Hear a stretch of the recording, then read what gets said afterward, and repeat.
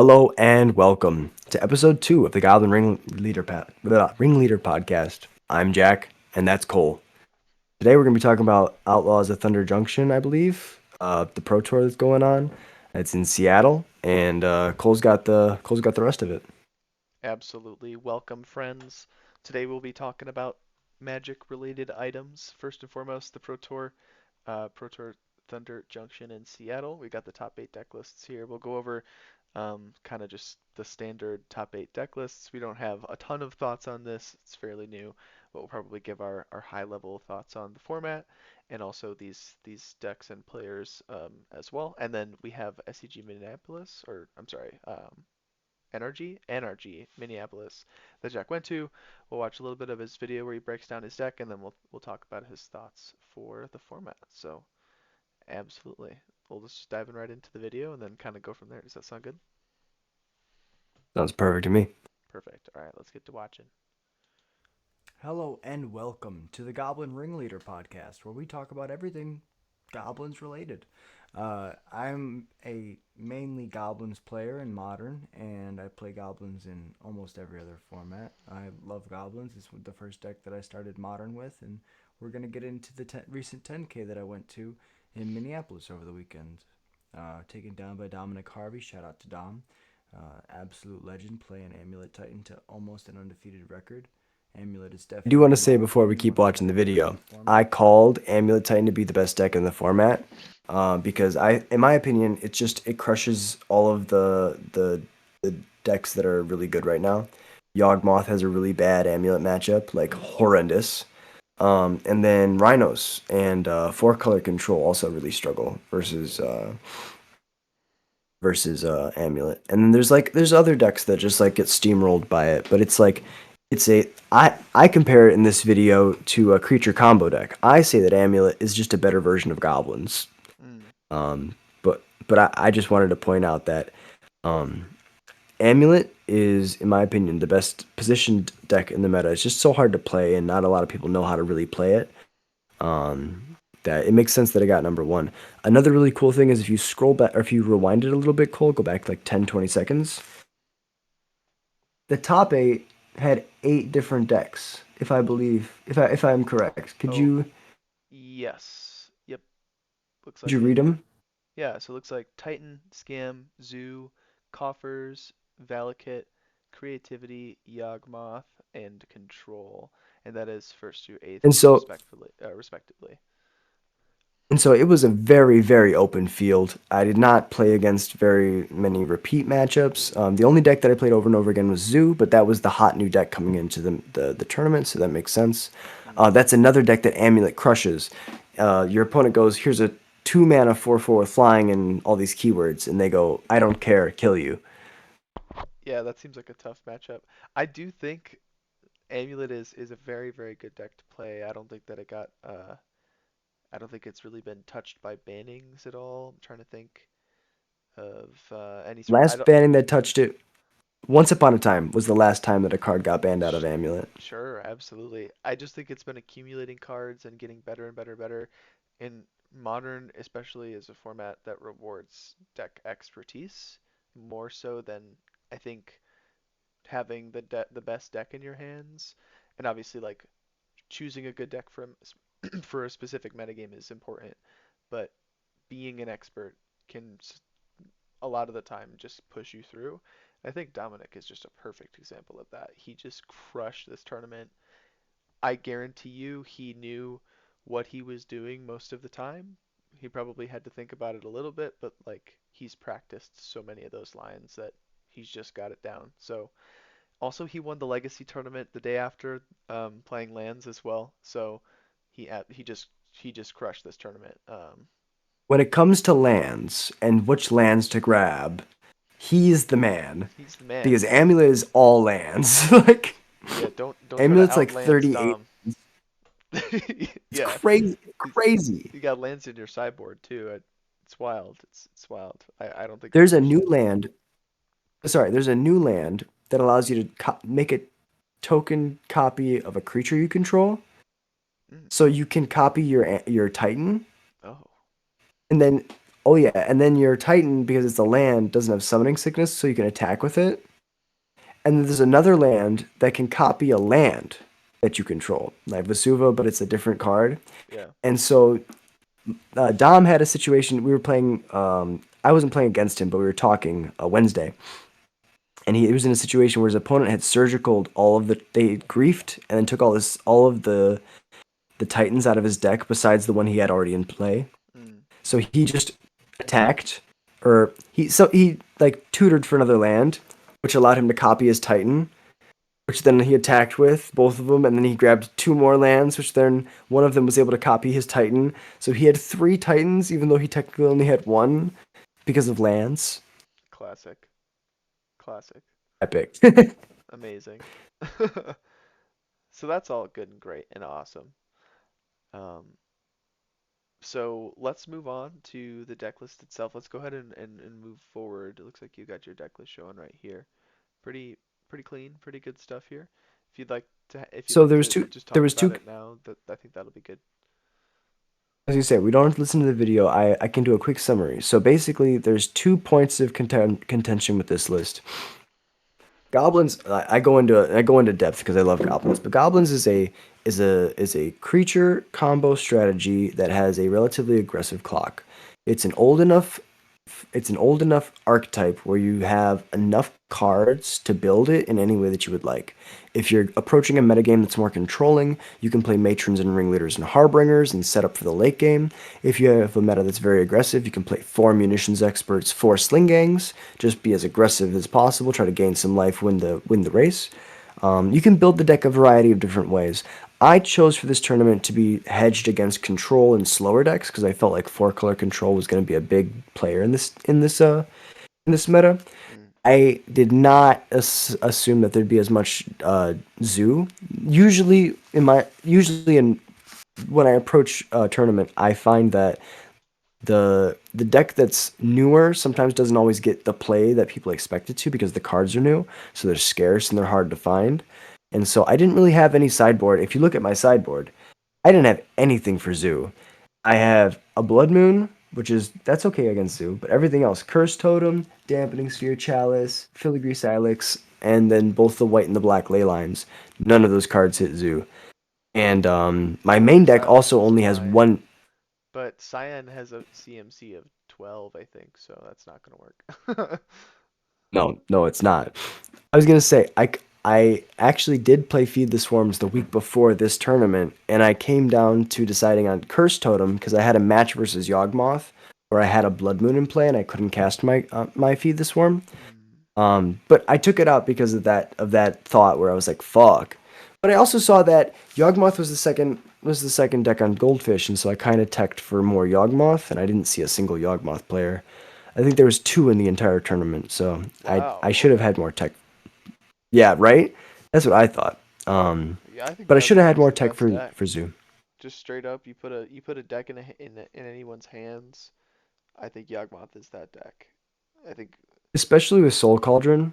yeah, I think if you, I think yeah, if you have a 500 hours in a deck, maybe Amulet, nudges it out, but like yeah, Yawgmoth is just very good, proactive. Soul Cauldron, like you said, is insane.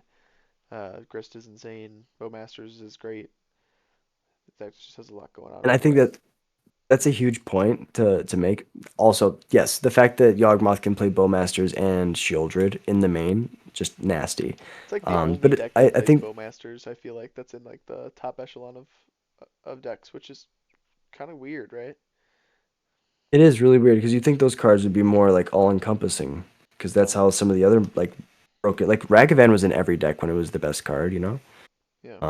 But So yeah, give me some but quick high level thoughts about the deck and the tournament as a whole. yeah, sorry. So I built the deck to be control, and I really didn't expect to have to worry about domain too much, Mm, mainly because I felt like they were an aggressive strategy and they'd be using their interaction to try to clear their attackers. And I was like, I have a combo, so I could just kind of play the late game.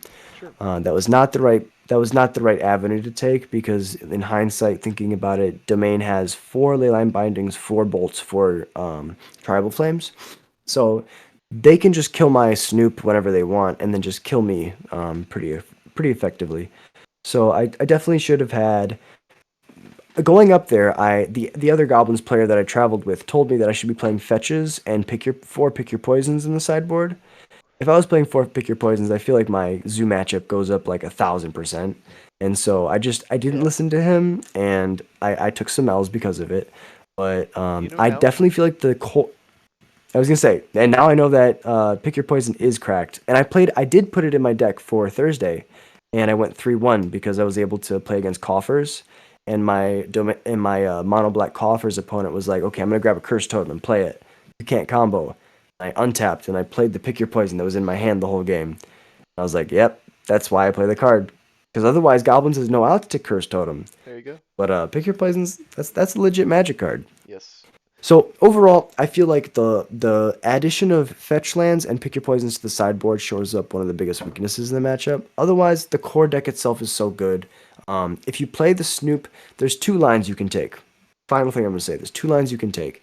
If you're playing against a deck that has no interaction, then you play the combo first, and you kill them on turn 3.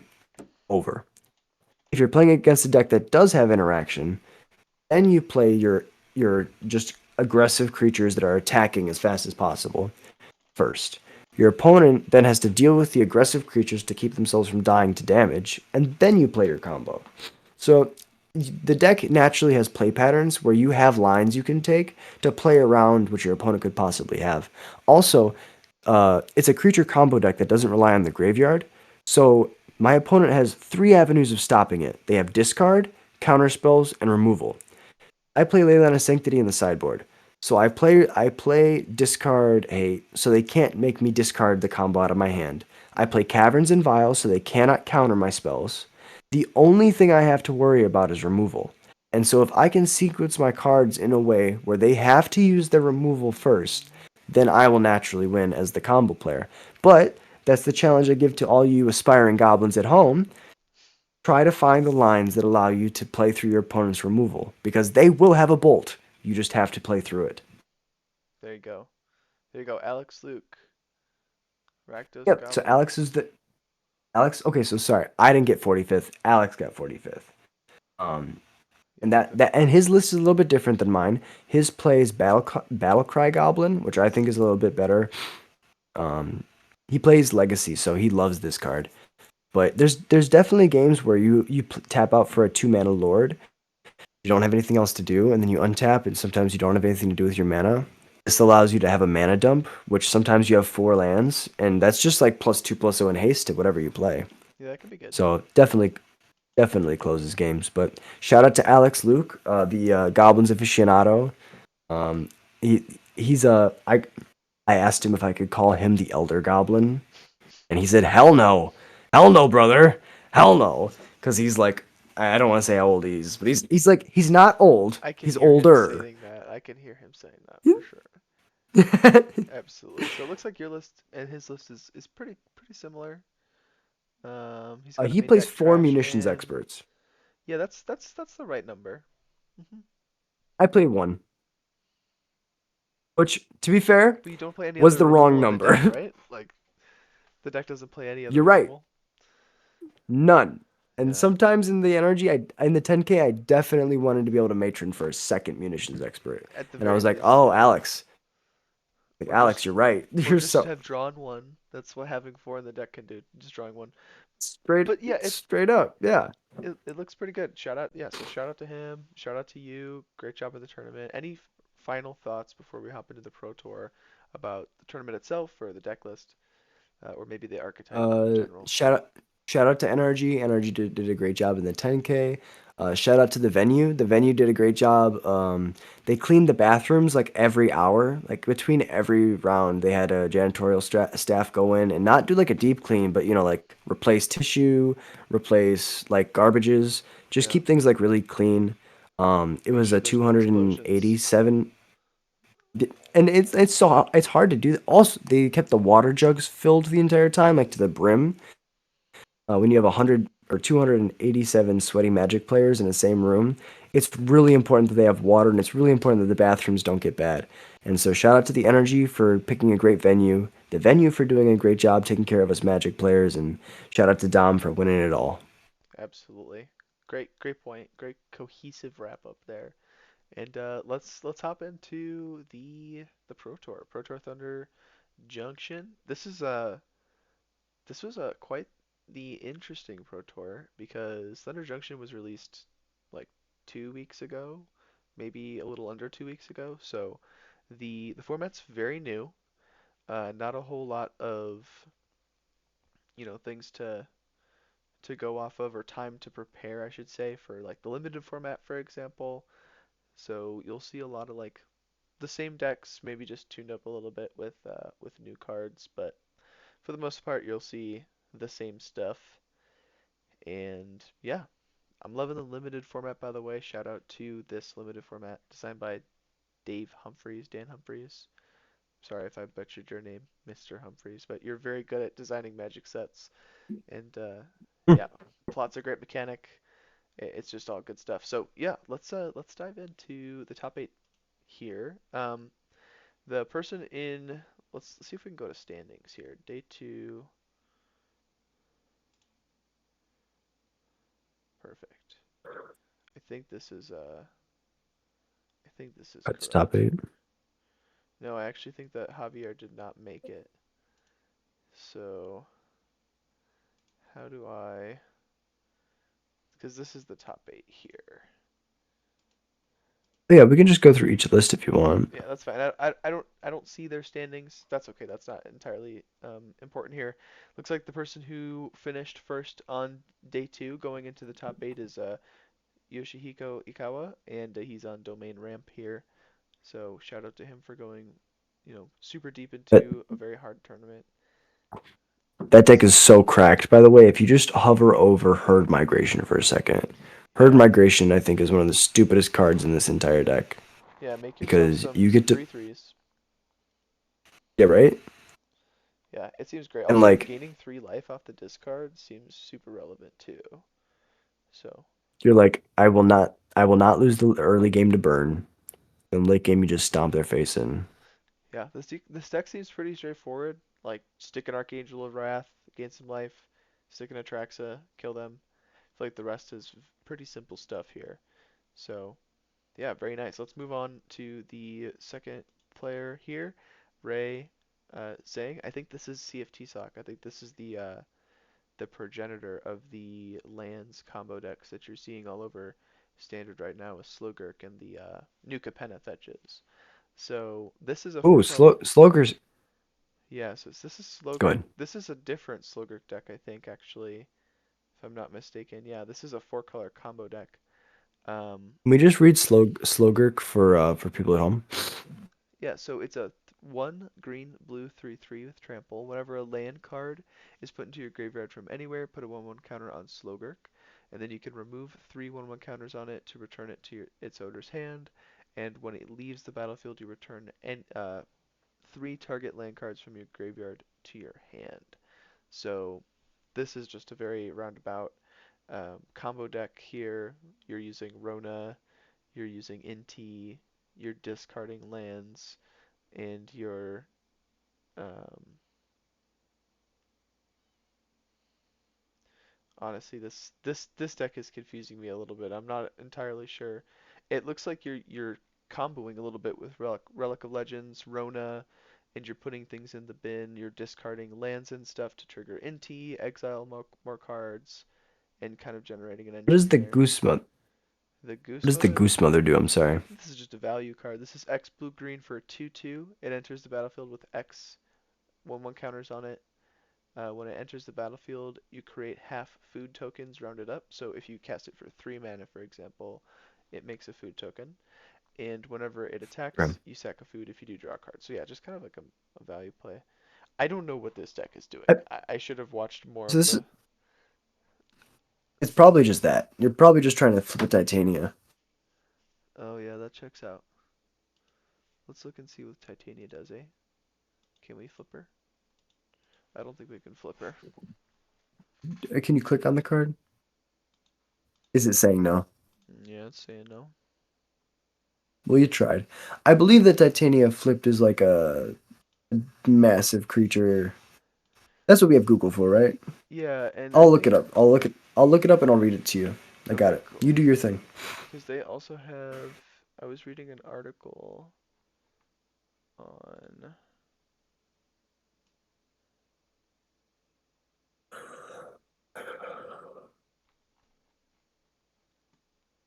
this guy.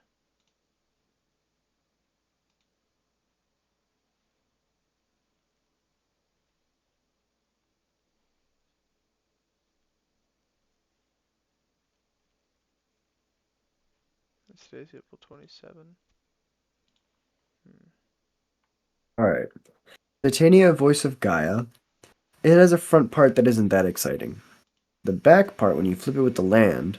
Oh, I just got the image? Why would you just give me the image?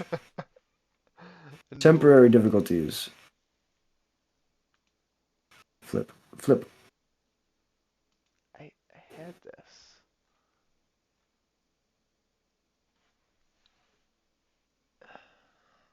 Alright, so Titania, when melded with Argoth, Sanctum of Nature, turns into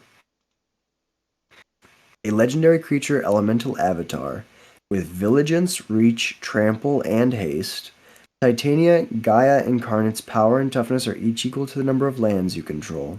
When it enters the battlefield, return all lands from your graveyard to the battlefield tapped. You can pay 3 mana to put 4 1/1 counters on a land, and it becomes a 0/0 with haste. It's a land. It's still a land. Okay, so we don't even have Argoth in the deck, so you're not doing that part. What? No. What? No, No way! you're just using it for the whenever the land card is put into your graveyard, you gain 2 life. That's all that it's there for. I There was an article here. Let's see if I can actually find it. It's like the metagame I believe the breakdown. deck does more than that, I swear. Here it is. Here it is. Here it is. Okay. This is where they go over it here. So this is Esper Legends. This is the 4 color deck. 4 color Legends, Fringe Player and Standard, combining elements, combo ramp, fueling mana from Relic of Legends into Slogurk. Loops. Slogurk grows whenever you discard a land to Rona, discard a land to Inti, or channel Otawara Takanuma, and it's so easy to bounce and replay. You can channel multiple lands every turn Damn. for value. Okay. So it's the Honest channel lands. Ruststein. Yeah, it looks like Honest Ruststein gave it a boost. This card's very good. It's the one green black 3/2. Enters the battlefield, you return a creature to your hand, and then it just gives all your creatures a cost reduction of 1. Just why not? Um, Very good. If you control Relic of Legends and Rona, and then 2 copies of Honest Rutstein can be looped indefinitely. You tap Rona and Rutstein to untap Relic of Legends. Cast Rutstein, lose control of the legend rule, return it and repeat. This allows you to win the game with File Smasher, which is a red black 3/2. Whenever another outlaw enters the battlefield, it deals 1 damage to target opponent. And of course, Hmm. Honest Rutstein is a warlock, and warlocks uh, are outlaws, assassins, mercenaries, pirates, rogues, and warlocks. And less common ways to exploit the loop include Tiny Bones joins up, which is another one that pings every time a legend enters the battlefield. You can use a couple of other guys it looks like as well. So, Oh yeah.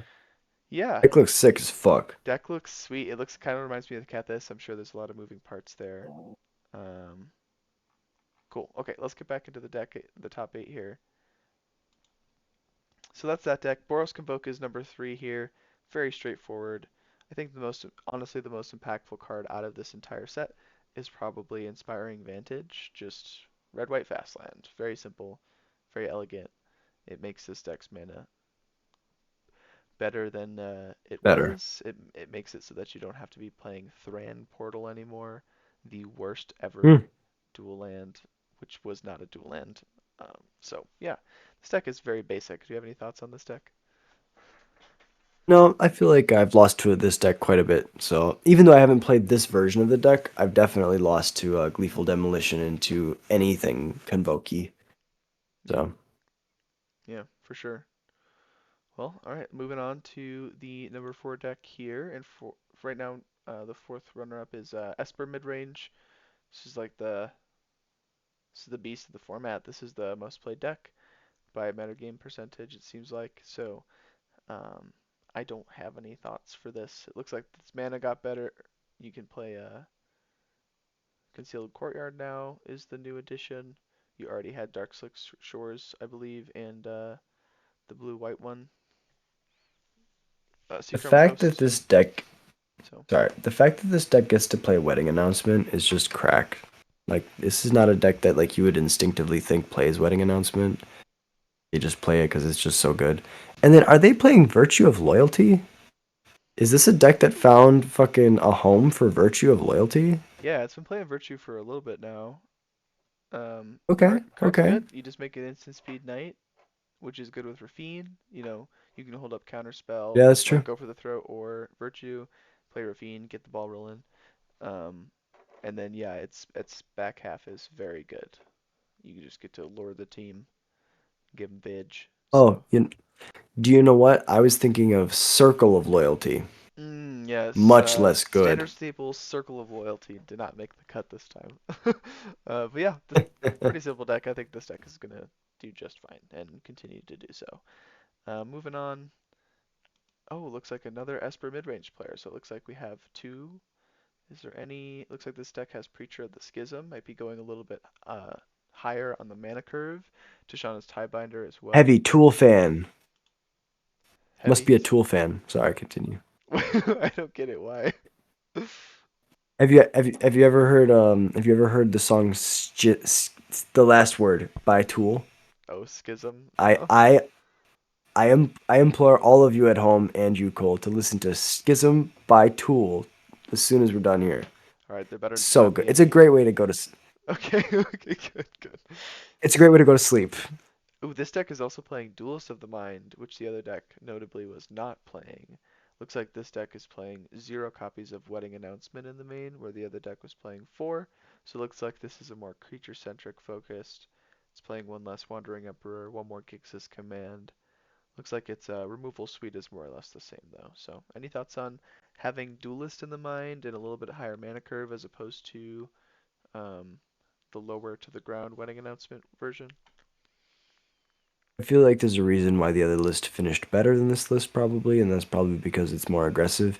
This one definitely you commit a lot more crimes with all of the cards that target, but I definitely feel like in a meta game like Standard, you want to be as aggressive as possible, and so we saw those with the first three decks definitely. There hasn't really been a control deck yet, I don't think. Mm, agreed, agreed. All right, let's move on to the. It looks like we have another repeat here for Color Legends in the hands of Jason Yee.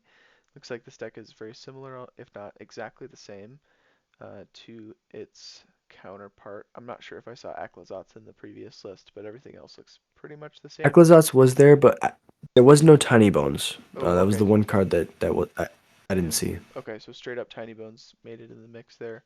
Yeah, seems fine. At the very least, if it doesn't get you value, you can tap it to Relic of Legends to make some mana. So there she is. Pretty good. And then let's move on. Looks like we did find a control deck here. Looks like Azorius Control, good old Azorius Control, in the hands of Fairy Mastermind himself, Yuta Takahashi, World Championship There has to be uh, one. winner here. So yeah, looks like he decided to ditch the the card that he's named after and forego that deck, which he could have played, but instead he decided to do Azorius Control. I'm sure because he felt confident in his abilities to wield this powerful magic, and he's doing just fine. Made it I through. am I am extremely surprised that he is playing the full four Memory Deluge. Yeah, Memory Deluge.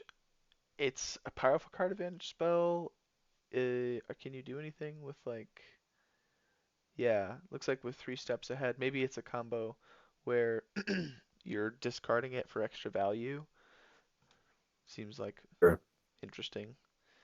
That Not would sh make sense. not sure how I super feel about that, but And then you just kill them with your lands. yeah, you kill him with Restless Anchorage, dude. Super solid. And Fuck Mirex yes. tokens. I would be pissed if I died to Mirex tokens, but I'm sure he's killed so many people with them. So yeah, nice. Let's go ahead and move on to the last deck, the Teamer Analyst deck here. Um, This is the one that was pioneered by CFT Sock and destroyed that standard open. Any thoughts on Teamer Analyst? Huge fan of the double X card. What's the in the sideboard doppelgang? Doppelgang, yeah. Huge fan of doppelgang out of the side. I feel like against some decks they just can't beat it. Like you go up against like maybe not Esper Legends is the right like choice, but like there's some games where you can just like steal where you're just like you have two nice creatures. I would like three of those nice creatures, you Mm, know?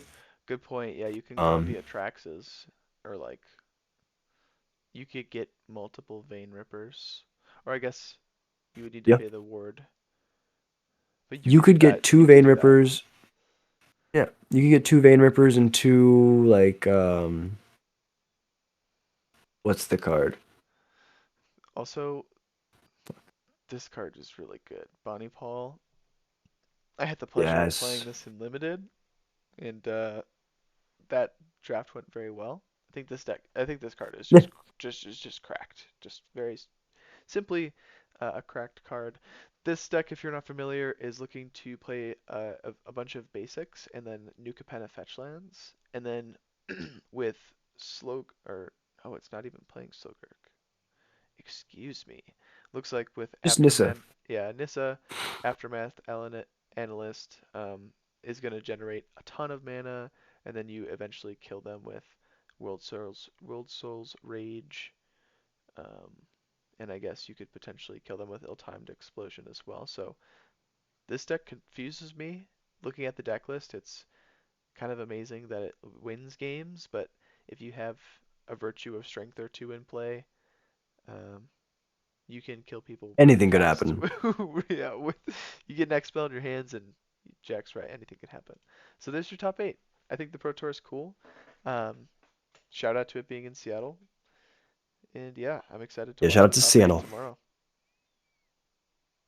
Yeah, I'm super excited. It's always nice to see high level Magic players going at it, and at the end of the day, it's just a game, and so we know they're all going out there and having fun, and so shout out to all those who got in the top eight, and shout out to all those who didn't make it a top eight but went to Seattle because just getting to the Pro Tour is a huge achievement, and so we're gonna send all those guys good vibes. Absolutely. Yeah, best of luck to Simon Nielsen. I hope that he recovers for not making his fifth top Mm. eight Pro Tour top eight in a row, or I should say, I can. You know what? Some I hope he we would lives have to to come tell. up with new terms. Yeah. Yeah. So I'm super excited.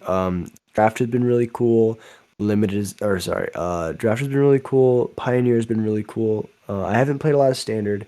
I haven't played a lot of like the new draft format, but um, super excited for playing more modern and more legacy. And yeah, Awesome. it's gonna be a great weekend for Magic.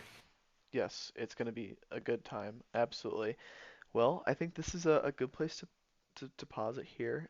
It's been good talking to you about the magical cards. Until next time, there's a lot of stuff going on. I mean, the format's still nice and new and fresh. We'll have plenty of things to discuss about Slickshot Show Off, I'm sure, in multiple formats, the Pro Tour, how that hashes out, and all those good things yet to come. So, absolutely. Super excited for all that. And until next time, this has been Jack and Cole with the Goblin Ringleaders podcast. And this is us signing off. Everybody have a nice night and good vibes.